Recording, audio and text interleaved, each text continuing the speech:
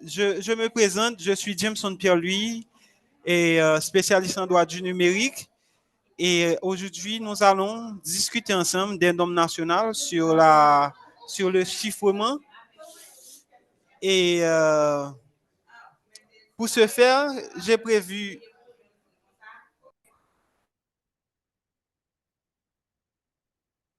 Oui, je disais, pour ce faire, j'ai choisi de présenter mon exposé comme suit. Dans un premier temps, nous allons voir, nous allons voir les sources normatives du chiffrement en Haïti. Ensuite, nous allons discuter du chiffrement dans ses différents aspects et du point de vue légal.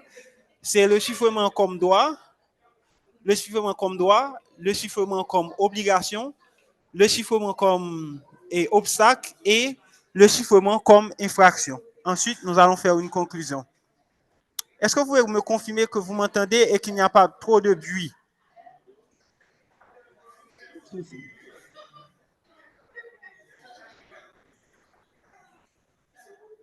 Allô? D'accord, d'accord. Merci beaucoup. Voilà, donc, de prime abord, je voudrais préciser qu'il n'existe pas en Haïti de loi spécifique consacrée au chiffrement. Et les dispositions légales applicables sont éparpillées dans différentes lois. Et pour se faire une idée du cadre légal applicable au chiffrement en Haïti, il faut vraiment collecter ces différentes dispositions de les différentes lois afin vraiment de se faire une idée de ce que la loi haïtienne prévoit sur le chiffrement. Voilà. Donc, les panélistes précédents ont déjà abordé le sujet sur les objectifs du chiffrement, mais afin de pouvoir cerner l'importance du cadre juridique haïtien sur le chiffrement, je pense qu'il est important de rappeler les objectifs du chiffrement, qui est de protéger l'information contre les accès, les modifications et les divulgations non autorisées. Et donc, le chiffrement permet de protéger l'intégrité, l'authenticité et la disponibilité des informations, ce qui nous rappelle le fameux CIA Triad Theory que d'autres panélistes avant moi ont abordé. Mais aussi, les gens abordent le chiffrement, adoptent alors le chiffrement pour se conformer à des obligations juridiques et réglementaires. Voilà, donc en Haïti, l'on peut... Voilà, je disais qu'en Haïti, donc les sources normatives du chiffrement sont entre autres la loi et les actes réglementaires des autorités de régulation telles que la Banque de la République d'Haïti, le CONATEL, mais aussi des normes techniques publiées par le CONATEL,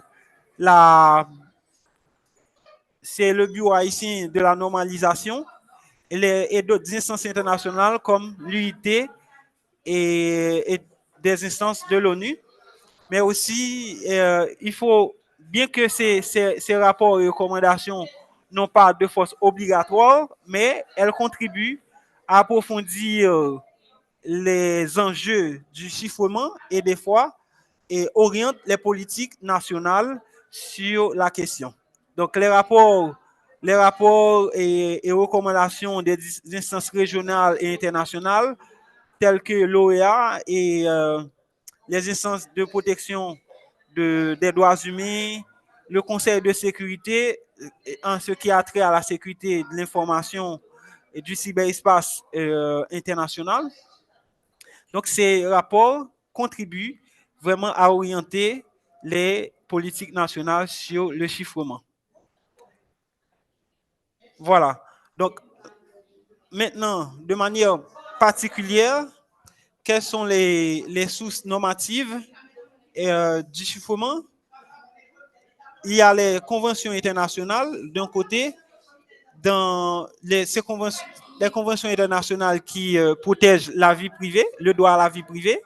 Par exemple, il y a le pacte relatif aux droits civils et politiques et la Convention américaine des droits de l'homme, qui sont des textes qui ont été adoptés un peu avant la création du web, mais qui continuent de s'appliquer aux enjeux du numérique et du chiffrement en particulier. Il faut, en fait, je me rappelle qu'il y a une déclaration du Conseil des droits de l'homme de l'ONU qui affirme que les droits de l'homme continuent de s'appliquer sur le web. Ce qui veut dire que même quand les conventions internationales reconnaissant les droits de l'homme n'ont pas expressément prévu l'application de ces droits au cyberespace, à l'Internet, aux technologies de l'information et de la communication. Donc, ces droits continuent de s'appliquer et aux activités numériques. Ensuite, il y a le décret de janvier 2016 sur la communication et la gouvernance électronique de l'administration publique qui est en vigueur en Haïti. Il y a aussi le décret et l'arrêté qui va être...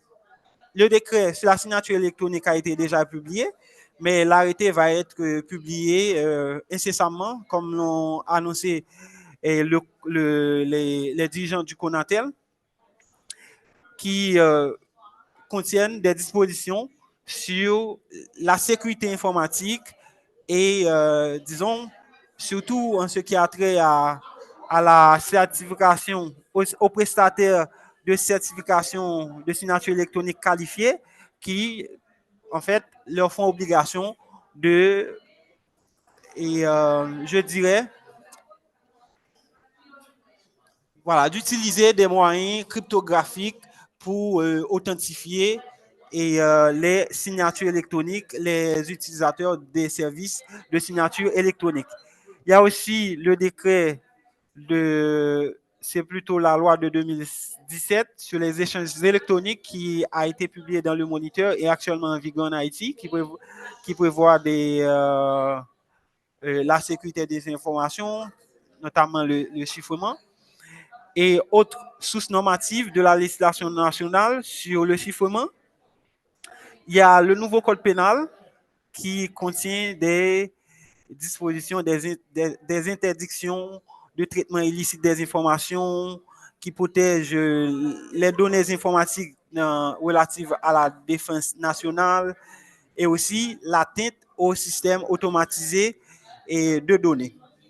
Il y a aussi le décret sur le ministère de la Défense qui, dans son article 4, prévoit que le ministère de la Défense a pour obligation de défendre la sécurité nationale dans toutes ses dimensions. Donc, l'expression dans toutes ces dimensions implique que, de manière concrète, le ministère de la Défense devrait prendre des dispositions pour sécuriser les systèmes informatiques nationaux qui sont importants pour la sécurité nationale. Il y a aussi la Convention internationale sur la corruption ratifiée par Haïti. Donc, cette convention ne prévoit pas explicitement l'encadrement du chiffrement, mais elle prévoit le recours à des moyens d'enquête larges, notamment par des moyens électroniques, et ce qui implique, dans certains cas, le recours soit au déchiffrement des systèmes informatiques ou aussi, je dirais, aux techniques de cryptage pour protéger des informations qui pourraient porter préjudice à la sécurité publique. Il y a aussi la loi sur les banques et les institutions financières de 2012 et qui prévoit des informations qui encadrent la sécurité informatique des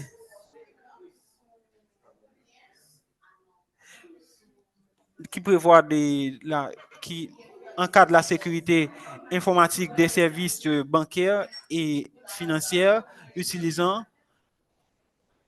des moyens par le biais des technologies numériques. Donc, il y a aussi la circulaire numéro 126 sur la sécurité informatique des banques et des institutions financières qui, comme l'a dit un panéliste, prévoit des obligations de sécuriser les données et de protéger les données à caractère personnel. Voilà. C'est pour les sources principales les sources normatives principales d'encadrement du chiffrement en Haïti. Donc maintenant, nous allons voir le chiffrement dans prix. Oui, donc désolé, je fais parler créole pour plus de facilité. Donc, nous parlons de chiffrement dans différentes dimensions que nous analysons du point de vue légal. Dans un premier temps, il y a le chiffrement comme droit. Donc, le chiffrement se présente comme un outil indispensable à la réalisation du droit à la vie privée et de la protection des données personnelles dans le cyberespace lors de l'utilisation des données personnelles. Et cet instrument permet de garantir la vie privée des individus. Par exemple, on a utilisé des applications comme WhatsApp, Messenger et Telegram qui utilisent le chiffrement bout à bout. Donc, c'est une forme de mise en œuvre, je dirais, du droit à la vie privée dans le cyberespace. Et ce droit est reconnu par l'article 17 du pacte relatif aux droits civils et politiques et aussi l'article 11 de la Convention américaine des droits de l'homme, ou encore appelé Pacte de San José de 1969.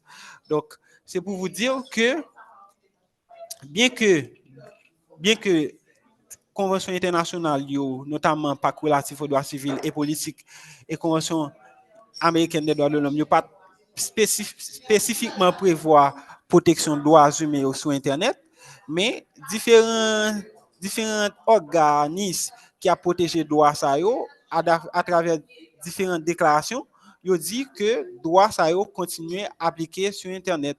De ce fait, lorsque des organisations, disons des entreprises comme Meta et Telegram, yo utilisé un cryptage, chiffrement bout à bout, d'une façon pour protéger information utilisateur.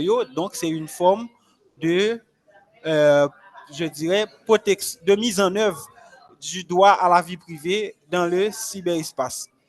Voilà. Donc, reconnaissance droit à la vie privée fait que un développeur haïtien ou bien tout autre individu capable de recourir à chiffrement pour protéger des informations lorsque l'estime que information ça lorsque l'estime que information ça lorsque l'estime que information ça capable si on divulgue il est capable de porter préjudice à la vie privée. Voilà. Donc, deuxième aspect, chiffrement, le chiffrement comme obligation du point de vue de la loi. Donc, la législation haïtienne, il fait obligation avec institutions bancaires et financières, notamment en vertu de l'article 74 de la loi de 2012 sur les banques et la circulaire numéro 120 sur la sécurité informatique. Yo fait obligation à institution ça pour prendre des mesures de sécurité pour garantir accès fiable à services bancaires par les moyens électroniques. Et chiffrement, c'est un moyen privilégié que institution yo utilisé pour être capable disons assurer sécurité système bancaire et financier. Deuxième groupe qui gagne obligation, qui gagne chiffrement comme disons, la sécurité informatique utilisant le chiffrement comme obligation, c'est dans le cadre du développement de l'administration électronique. Donc, il y a le décret de 2016 et sur la communication électronique et la gouvernance, sur la communication et la gouvernance électronique dans l'administration publique qui, dans l'article 1er là, fait obligation à l'administration publique là pour lui assurer de sécurité informatique. Je lis pour vous.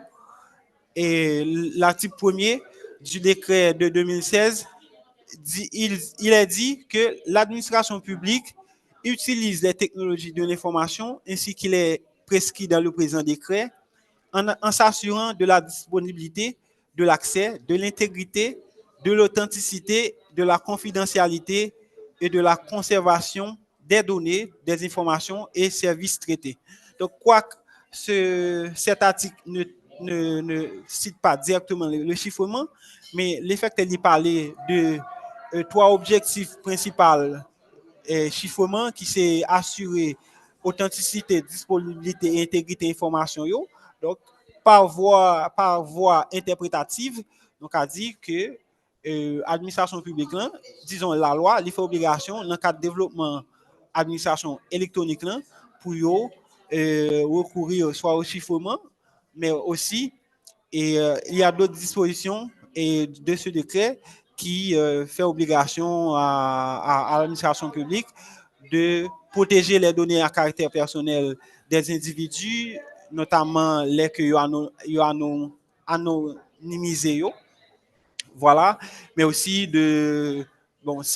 mais aussi de veiller à ce que non seulement les institutions publiques, mais aussi les individus qui utiliseront les portails électroniques de l'administration publique puissent être authentifiés et via des signatures électroniques qualifiées. Voilà. Donc, troisième groupe qui gagne obligation pour qui gagne obligation pour sécuriser et utiliser chiffrement, c'est le ministère de la Défense, dans l'article 4 que nous t'ai parlé déjà, et il fait obligation au ministère de la Défense pour lui protéger la sécurité nationale dans toutes ces dimensions, et étant donné de plus en plus que système informatique qui est utilisé dans planification et mise en œuvre des politiques de défense nationale et les projets de défense de sécurité nationale. Donc, le ministère de la Défense, il a pour obligation pour lui prendre dimension numérique là, et prendre des mesures pour que il protéger les systèmes informatiques et du ministère de la Défense, mais aussi du pays, d'une façon pour capable de protéger contre des intrusions malveillantes, soit des acteurs étatiques ou bien des acteurs non étatiques. Voilà. Et quatrième groupe qui gagne comme obligation le chiffrement, la sécurité informatique, le chiffrement comme obligation, ce sont désolé pour la faute d'orthographe, mais quatrième groupe là, c'est les prestataires de services de certification qualifiés et au sens du décret et de l'arrêté sur la signature électronique. Donc, bon, décret sur signature électronique là, dernièrement, il a été publié un amendement de version de 2017 là, mais dans le cadre de mon travail, je travaille sur proposition d'arrêté sous signature électronique là, et on prévoit trois niveaux de signature électronique. Et dans le troisième niveau, niveau sécurisé, il prévoit que il y a des prestataires de services de certification qualifiés qui ont obligation pour utiliser des clés cryptographiques pour yo capable assurer de authenticité et transactions qui a fait par les moyens électroniques, mais aussi pour yo capable d'identifier avec certitude utilisateurs qui ont utilisé services de signature électronique qualifiés. Voilà. Et en plus de ce décret et de l'arrêté qui va être prochainement publié, il y a aussi des normes techniques qui vont être, selon les dires et des dirigeants du CONATEL, qui vont être publiées afin d'encadrer, je dirais, d'encadrer la mise en œuvre de la signature électronique en Haïti. Donc, maintenant, nous allons voir le chiffrement dans une autre dimension, qui est le chiffrement comme obstacle. Voilà. Dans la dimension ça, nous avons dit que chiffrement, bien que sont un panéliste qui te dit ça déjà, le chiffrement, c'est une arme à double tranchant qui est capable de gagner des usages bénéfiques, même en tout, il a des usages, on dit, malveillants ou bien illicites. Donc, chiffrement peut tourner un obstacle lorsque vous utilisez pour dissimuler des informations utiles à la transparence administrative. Moi-même, comme fonctionnaire, je sais qu'il y a, et c'est un cas récent, que pas besoin de dire qui côté levé, mais un cas récent dans l'administration publique là, côté gon monde qui était dans un service et qui a géré les questions financières et que malheureusement, les a quitté service là, il détruit données qui étaient en bas responsabilité là.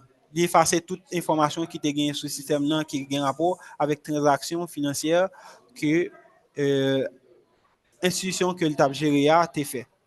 Mais ça, bien que cas ça, moi pas connais des cas spécifiques de monde qui recourir au chiffrement pour yo soit caché ou bien détruit ou bien empêcher accès avec information dans l'administration publique là, mais étant donné que cas ça est possible, donc ça arrive même gens moun yo utiliser yo détruit données yo avant départ yo soit pour yo cacher je ne sais quoi, même gens tout yo capable d'utiliser chiffrement pour empêcher accès à des données importantes et qui capable gagner de lourdes conséquences sur la transparence administrative mais aussi sur les décisions et la mise en œuvre des politiques publiques.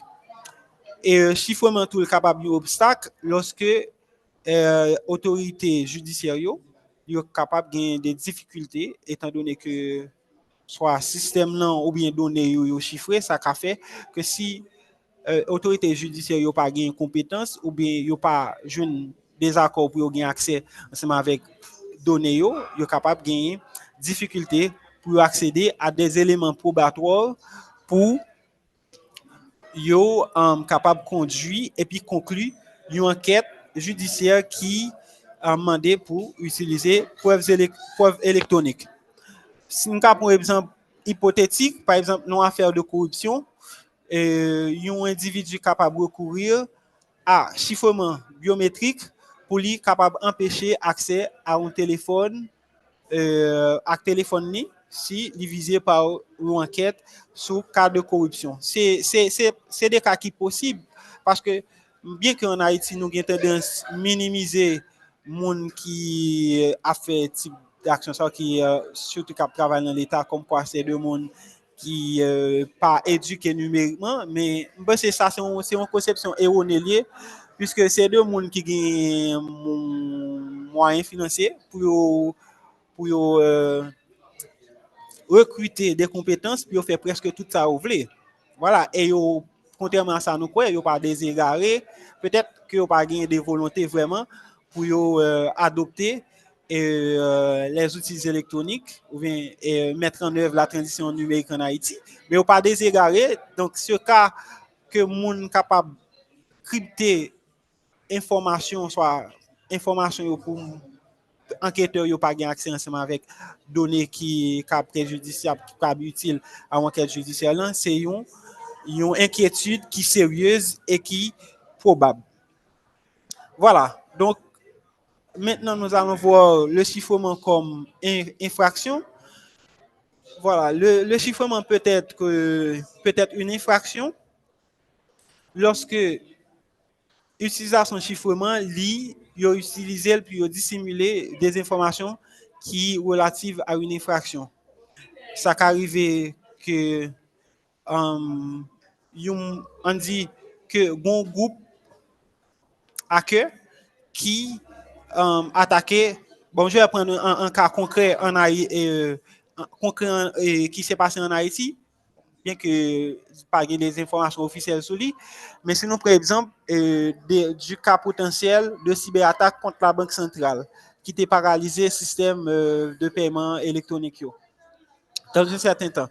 Donc, ça qui arrive, il y a un monde qui a accès ensemble avec, il y a des informations qui sont utiles pour identifier attaquant et hacker ça yo, pirate informatique yo, mais il choisit chiffrer information yo en façon pour dissimuler pour ne pas identifier monde qui fait ça yo, ni origine yo. Donc dans ce cas, cette dissimulation peut être considérée comme une infraction. Bien qu'en Haïti, pas gagné une loi qui spécifiquement prévoit ça, mais c'est un cas probable et on ne sait pas parce que nous n'avons pas des données fiables sur question informatique en Haïti si pas des cas qui comme ça qui déjà fait. Et une autre façon de capable de tourner une infraction, chiffrement qu'a tourner une infraction, c'est lorsque ils utilisé comme moyen de commission d'une infraction comme dans le cas des cas de ransomware. Comme un panéliste a parlé de ça déjà, ça qu'on arrive gagner des entreprises, ils ont attaqué le système informatique et que à un certain moment et hacker yo chiffré données entreprises et que ont demandé de grandes sommes de façon pour être capable de accès avec données. Voilà, dans ce cas, cette utilisation du chiffrement constitue une infraction. Mais aussi, le chiffrement peut être vu comme une infraction lorsque on recourir soit au déchiffrement non autorisé d'une information protégée. Soit cette information a été protégée dans le cadre de la sécurité nationale, ou bien c'est des informations administratives sensibles que on dit des autorités de l'État, ils ont transmettre entre eux, et que yon monde li déchiffrer information ça. Mais pas obligé l'administration publique là, ça arrive c'est une entreprise qui te chiffrer information et que mon a utilisé de moyens et frauduleux pour lui déchiffrer information ça. Dans ce cas, l'utilisation du déchiffrement constitue une infraction. Le chiffrement aussi peut être vu comme une infraction lorsque il y a un refus de collaborer ou de remettre des clés cryptographiques de déchiffrement qui sont capables utiles à conclusion d'une enquête judiciaire. En Haïti, pas un texte qui prévoit ça explicitement, mais en France, il y a un article 434-15-2 qui punit d'une peine de 3 ans le refus de remettre des clés de déchiffrement aux autorités judiciaires. Et en Haïti, bien que l'IPA n'a pas expressément prévoir infraction pour question de déchiffrement, mais par voie interprétative, nous sommes capables de dire que il y a un pile article dans le nouveau code pénal qui est applicable à question chiffrement, notamment article 437 et suivant, et qui parlait de question de traitement des données. Dans l'article 435, il dit que le fait même par négligence de procéder ou de faire procéder à des traitements de données à caractère personnel en violation des formalités préalables à leur mise en œuvre prévues par la loi est passible d'un emprisonnement d'1 an à 3 ans et d'une amende de 50 000 goudes à 100 000 goudes ou de l'une de ces peines. Donc, quoi que l'article ça pas prévoit explicitement question de chiffrement, mais il protège question de traitement illicite donné à caractère personnel yo, et souvent fois pour mon par exemple si données personnelles yo été stocké sous un système qui chiffré qui protégé, donc on est capable de recourir à des techniques de déchiffrement pour dire soit accès avec données ça yo ou bien faire d'autres utilisations, et, des utilisations illicites de eux, dans ce cas.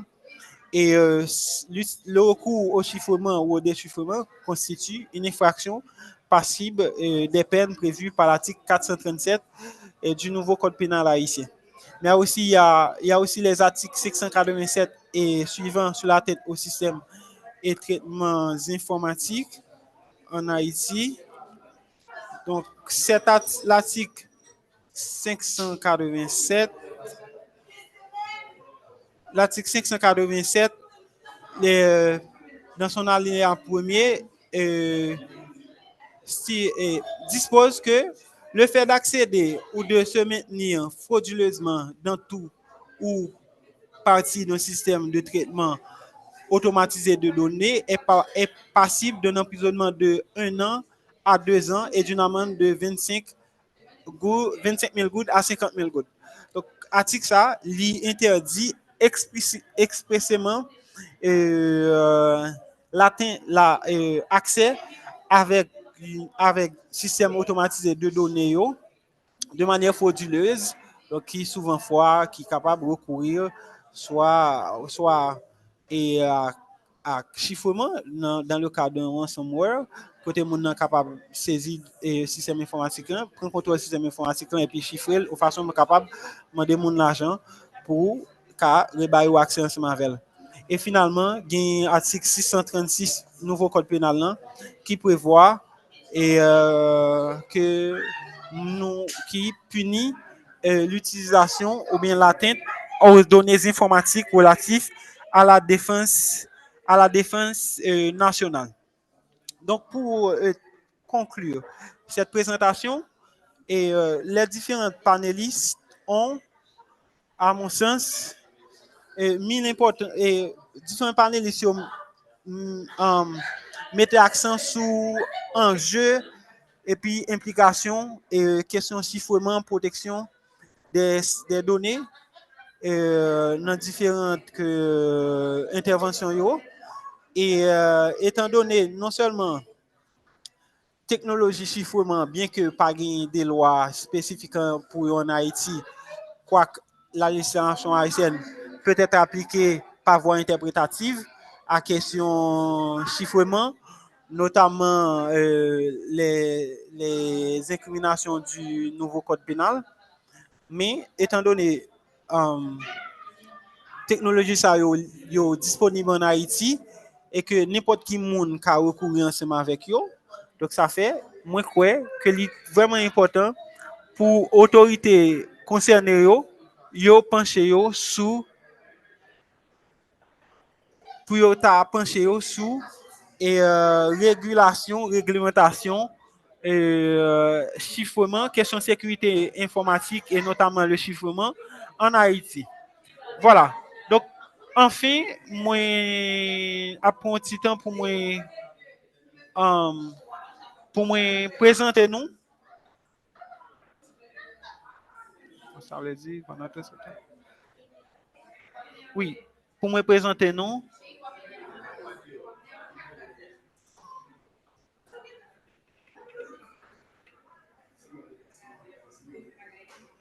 Yes, je prends un petit temps pour me présenter nous ouvrage moyen qui c'est législation haïtienne applicable